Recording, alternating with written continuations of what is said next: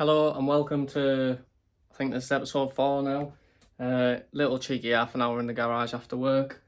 So I have just assembled my fairing brackets. They didn't come riveted. How riveting is that? However, we've got the fuel tank on. Now what was interesting is how bent the frame is, which was only evident once I put the petrol tank in. But across this point and this point, which I hope it's pointing at, not that point there and that point there, this frame is about 8 to 9 millimeters wider than the old frame. So all I'm imagining is that when it took the impact on the front, it actually bowed the frame out at the sides, which is not immediately obvious when you look at it. So it's probably a good reason why I got a new frame. So as I said, fuel tank is on, wiring is in.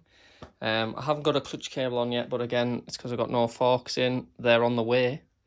They'll be here tomorrow, so I'll update you with what they are, where they've come from, etc. tomorrow.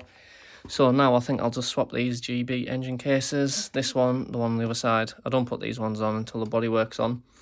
I can put the brackets on for the fairings, and then I probably need to start fitting the fairings and just trimming them a little bit where they don't fit perfectly. But it's coming on, isn't it? Well, there's the seat test fitted. All the holes don't quite line up. So what I'm probably going to do is just oval 2 holes out slightly, probably this one and this one, in order to get it to fit. I probably can squeeze it over enough to get it to fit, but I'd rather everything went on nicely. I remember I said I was going to look to see where to put the rear preload adjuster. Now, it was always a little bit rubbish on this side, and the bracket kind of seemed wrong. Now, on this side, it looks better, and there's actually a gap, so you can actually grab hold of it, whereas before this was really tight against the bodywork. Now, I don't think that I touched the tyre. That's quite a long way up, but worst comes to worst, I can just bend this out that way a little bit. It's meant to having that to drill the subframe on this side, because obviously it just mounts up exactly with the new exhaust hanger. Went with an Evo Tech exhaust hanger, mainly because it was cheaper than the Aquapovic one. It's like a CNC thing. Anyway, all that aside, had a parcel turn up, 2 parcels, so thanks very much, Scott Stone. What do we think's in there?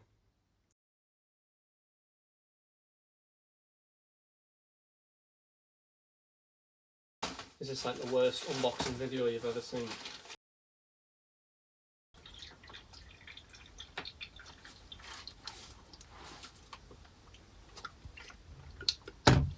If you're very quiet, you can actually hear this one has oil in. So that's a good sign. Also, this has got the through rod K-Tech internals in, so the internals alone is about £2.5 grand. So I've bought a set of forks and a rear shock, thinking being that couldn't get hold of the tubes anywhere, like rocking horse shit. So that means I'm going to have a set of DDS internals to sell out of, well, that was in the bike, which obviously Mick will have given a full health check and said that they're fine, repaired any damage if there was any. And also I've got another rear shock here, so that means I've got a set of internals and a set of DDS fork internals and a DDS rear shock. So if anyone needs any bits because they're building a Fireblade and you want to buy them for significantly less than the cost if you would get them from K-Tech, then hit me up. I'll unbox the rest of it and then I'll show you it all.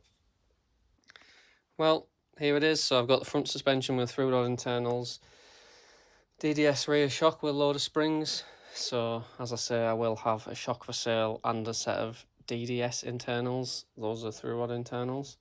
But we'll take it all to Mix and let him have a look at it.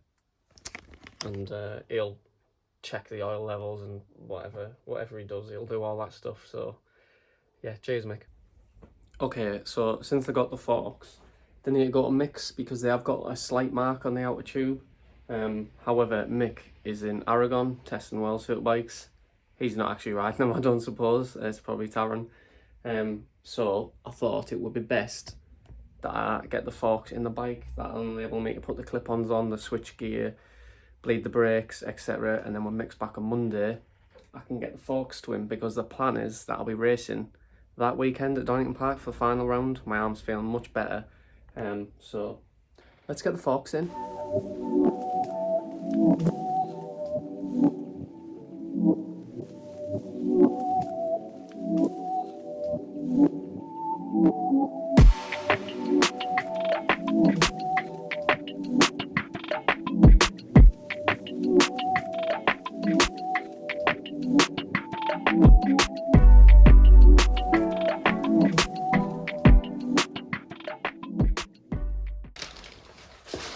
So I've returned with lots of parts from the van. Tip-on tubes, left-hand switchgear, right-hand switchgear including the throttle, front brake adjuster and reservoir bracket, clutch cable, front dashboard fixings which I didn't have before, front reservoir. So let's set about it.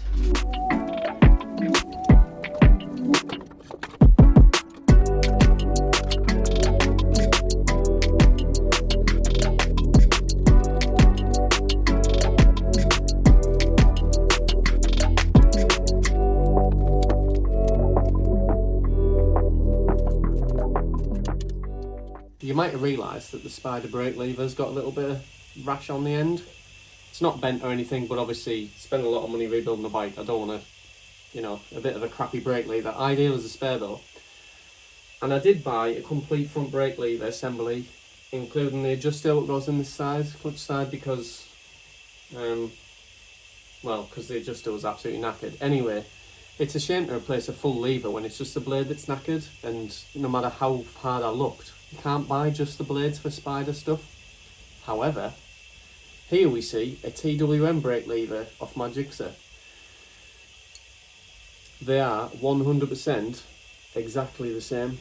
Like, there's no difference at all, apart from this one's got gravel rash and this one hasn't. So, good bit of consumer advice, I think. TWM replaces the spider bits. So, yeah, same difference.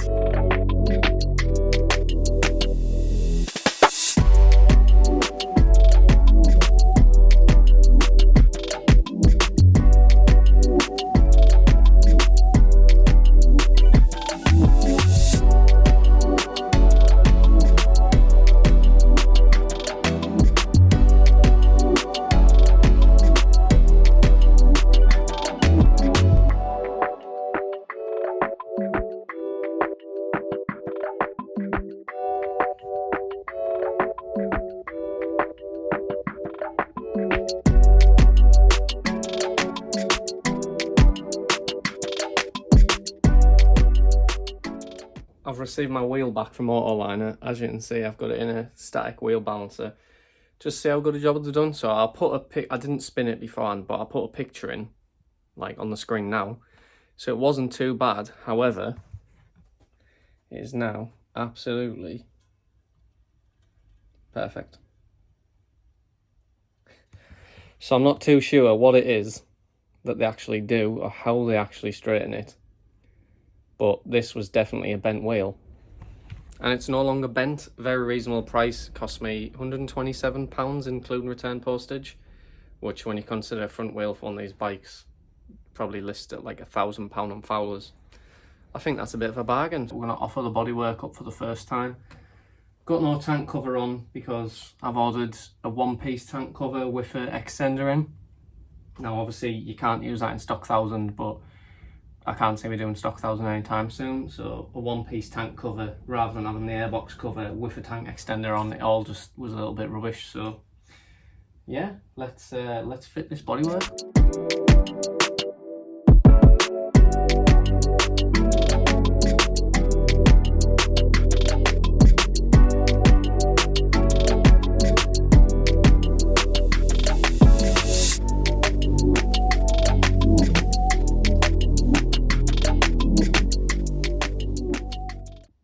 So, as you can see, there's where the fairing should mount.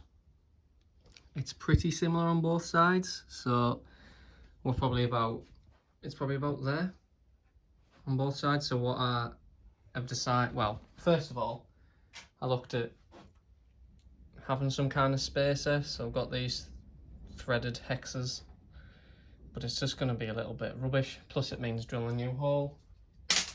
Same if I was to use just a plain kind of bush, it just means drilling a new hole. So what I've thought is, I'll quickly design something up on the computer that bolts into this mount, but then we'll also take a receptacle for a Zeus fastener or something, so we can retain the quick release and so we can lift this up at the same time. So what I need to do now is quickly take some measurements and then go and design it. So yeah, I'll see you inside. Right, here's the part I've quickly designed. So the idea is that this part will sit in there like that. I'll make it dead small, you might get the idea. So it's something like that, that'll sit in. We'll put a Allen bolt or just a normal cap screw through there into the current mount. Although it looks a bit rubbish, the reason it's flat on the bottom is it lends itself to 3D printing better. Obviously the part will build on the bed and it'll just build it up like this, so it should have good strength as well.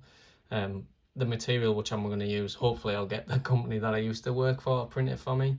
They've got a carbon 3D printer, and I have made rear finger brake lever. Well, actually had 2 of those printed and had many crashes and never snapped, although I've snapped the clutch lever plenty of times, so the 3D printing is really strong. But yeah, the idea is rivet one of these into there, and that should give us hopefully something that'll work. So yeah. So here you can see, to fit the TT screen, just how much bodywork has to be removed. It's quite a bit, so I've masked it with masking tape so I can just draw on it with a pen. Then I'll cut it out using a grinder, sand it all back. Last time I did this, it was in the darker angle, see, so this time should be much easier. There we have it, bodywork fitted, looking pretty good. Might not have too much grip with that front tyre, but we'll see how we get on. My exhaust is not here, but it's in that box just there. So yeah, it's all fitted, pretty pleased. I'm just going to oval this out now and then I'll start drilling this to take the receptacles for my seat.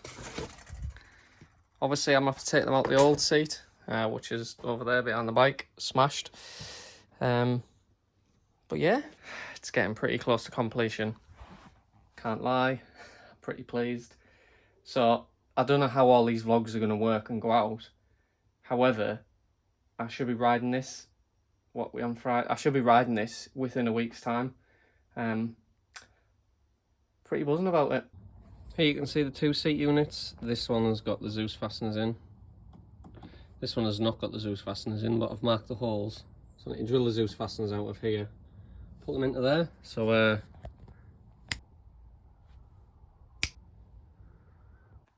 well, there she is. The front forks are still to be sort of rebuilt, fettled. These are a different set of forks with through rod internals. Bodywork's on, so I need to get the graphics put on. And I'm waiting a tank cover, which should turn up tomorrow. But other than that, she's complete.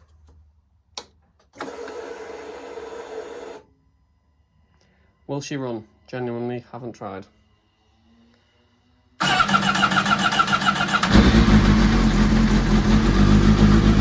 Great success, I like. Thank you very much to everyone who watches these videos, and an extra special thank you if you've donated or helped the rebuild with your products or services. Please like and subscribe. Put me a comment in the comments section. It helps grow my channel. This footage is a bit old now and the rebuild story is complete. However, make sure you tick that notification bell to get notified when the last video goes up, which should be a week from now. You'll get to see the bike fully rebuilt, and I'll take you through exactly how much it costs to repair. So I'll see you there.